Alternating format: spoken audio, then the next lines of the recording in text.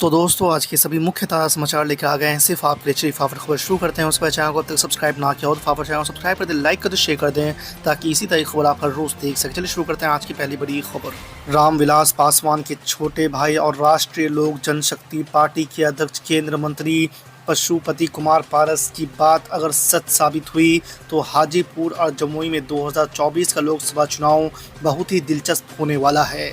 उन्होंने कहा कि चिराग पासवान ने अगर हाजीपुर में अपनी मां रीना पासवान को उतारा तो वो जमुई में बड़ा खेला करेंगे।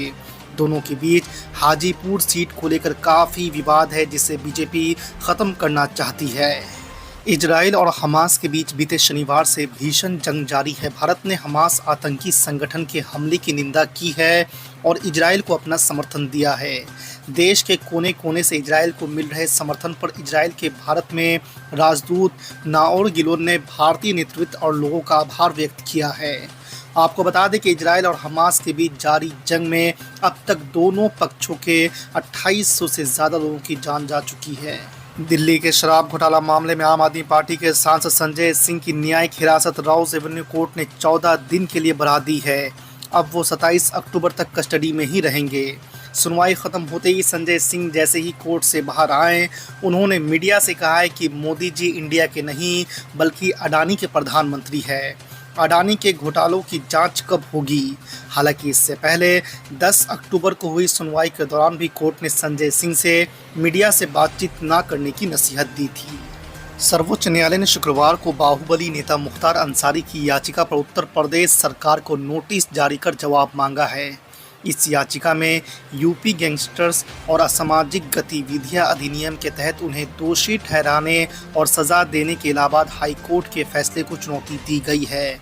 मामले में अंसारी को 5 साल कैद की सज़ा सुनाई गई है। बिहार में डेंगू का कहर थमने का नाम ही नहीं ले रहा है। राज्य में शुक्रवार को डेंगू मरीजों का आंकड़ा 10,000 के पार कर गया है। बीते 24 घंटे में 303 नए मरीज मिले हैं।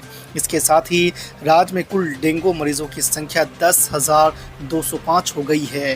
केवल अक्टूबर महीने में 3,470 मरीज मिले हैं।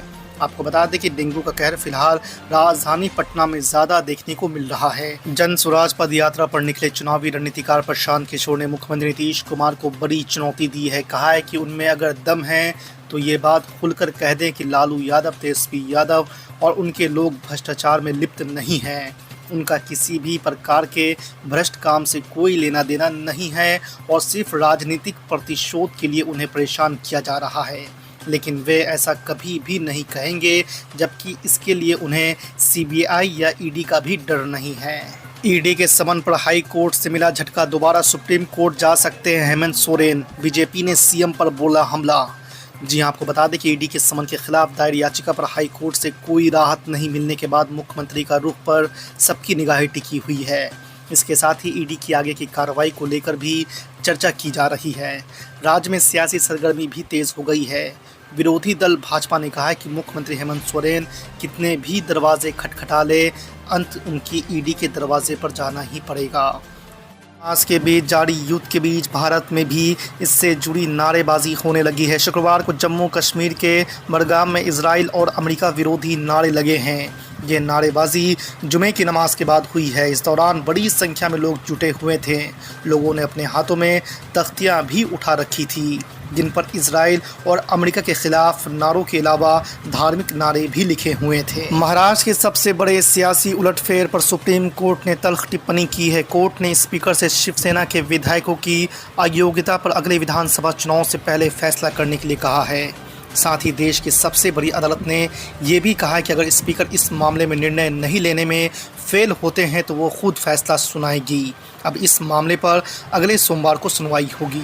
बिहार में जातीय सर्वे कराकर उसके आंकड़े सामने रखने वाले मुख्यमंत्री नीतीश कुमार अब ओबीसी आरक्षण की मांग उठा रहे हैं। उनका कहना है कि ओबीसी समाज की आबादी यदि 60% से भी ज़्यादा है तो उन्हें उसके अनुपात में ही आरक्षण मिलना चाहिए। यही नहीं, इस मसले को वो लोकसभा चुनाव तक जिंदा रखना चाहते हैं। असम के मुख्यमंत्री हेमंत बिस्वा शर्मा ने गुरुवार को इजराइल फिलिस्तीन युद्ध को लेकर कांग्रेस के स्टैंड पर निशाना साधा है। साथ ही देश की सबसे पुरानी पार्टी की तुलना पाकिस्तान से की है। आपको बता दें कि जोरहाट में पत्रकारों से बात करते हुए शर्मा ने कहा कि कांग्रेस को हमास के आतंकवादी हमलों की निंदा करनी चाहिए थी और फिर फ़लस्तीन के बारे में बोलना चाहिए था। उन्होंने कहा कि लेकिन अपने प्रस्ताव में उन्हें पाकिस्तान की तरह केवल फ़लस्तीन के बारे में बात की है। अगले महीने देश के 5 राज्यों में विधानसभा चुनाव होने वाले हैं। इनमें शामिल हिंदी भाषी प्रदेशों राजस्थान, मध्य प्रदेश और छत्तीसगढ़ में जाति की राजनीति गर्म हो रही है। जाति जनगणना की पीछ पर इसे कांग्रेस की पहली परीक्षा के तौर पर देखा जा रहा है। आपको बता दें कि इंडिया गठबंधन में शामिल विपक्षी दलों को भाजपा के रथ को 2024 के लोकसभा चुनाव में रोकने के लिए इस मुद्दे में संभावना नजर आ रही है। चुनाव आयोग की तरफ से जारी कार्यक्रम के मुताबिक मध्य प्रदेश में 17 नवंबर को मतदान होना है। एक और जहां मुख्यमंत्री शिवराज सिंह चौहान की 18 साल की सरकार दांव पर है, तो वहीं कांग्रेस 2020 में मिले झटके का बदला लेने का मौका तलाश रही है।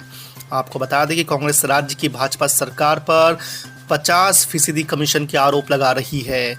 यहां तक कि कांग्रेस ने पैसा दो काम लो का नारा भी लगाना शुरू कर दिया है। आपको बता दें कमलनाथ बार बार सरकार को इस मुद्दे पर घेर रहे हैं। कांग्रेस महासचिव प्रियंका गांधी वाड्रा तो दावा कर चुकी है कि भाजपा ने 18 सालों में 250 स्कैम किए हैं। भारत के प्रधान न्यायाधीश DY चंद्रचूड़ ने कहा कि देश में ध्यान देने योग्य 1000 मुद्दे हो सकते हैं, लेकिन सुप्रीम कोर्ट को निष्क्रिय बनाने के लिए हर चीज़ पर विचार नहीं किया जा सकता है। उन्होंने केरल में बांध कर रखे गए हाथियों की मौत से जुड़ी एक अंतरिम याचिका पर सुनवाई करने से इनकार करते हुए ये टिप्पणी की है।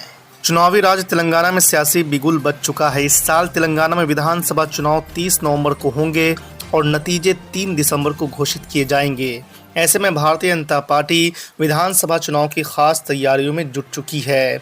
ऐसी ही अटकलें हैं कि बीजेपी तेलंगाना विधायक टी राजा सिंह का निलंबन रद्द कर सकती है। आपको बता दें कि पैगंबर मोहम्मद साहब के खिलाफ आपत्तिजनक टिप्पणी करने के आरोप में अगस्त 2022 में गिरफ्तार होने के बाद पार्टी ने उन्हें निलंबित कर दिया था। 2024 में होने वाले लोकसभा चुनाव को लेकर भाजपा ने प्रदेश में अपनी तैयारियां शुरू कर दी है। इस क्रम में पूरे उत्तर प्रदेश में 6 अनुसूचित मोर्चे का सम्मेलन अक्टूबर माह में होने वाला है। अलीगढ़ में भाजपा के ब्रिज प्रांत का सम्मेलन 19 अक्टूबर को नुमाइश मैदान में होगा, जिसमें मुख्य अतिथि के रूप में मुख्यमंत्री योगी आदित्यनाथ शामिल होंगे। पूर्व MLC हाजी इकबाल को सुप्रीम कोर्ट ने बड़ी राहत दी है। कोर्ट ने कहा है कि अदालत में सुनवाई पूरी होने तक गैंगस्टर एक्ट में कायम मुकदमे में पूर्व MLC के खिलाफ कोई भी कठोर कार्रवाई अमल में नहीं लाई जाए। साथ ही दूसरे पक्ष को नोटिस जारी कर अदालत ने रिकॉर्ड तलब किया है। बिहार के बक्सर में बुधवार को नॉर्थ ईस्ट एक्सप्रेस दुर्घटनाग्रस्त हो गई है। हादसा इतना भयंकर था कि अब भी कई यात्री खौफ में हैं। बक्सर से चलते ही रघुनाथ स्टेशन के पास ट्रेन दुर्घटनाग्रस्त हो गई है। हादसे में 6 लोगों की मौत हो गई है, जबकि 100 से ज़्यादा लोग घायल हैं। जिस वक्त ये हादसा हुआ उस वक्त रेल की स्पीड 110 से 120 किलोमीटर प्रति घंटा की थी।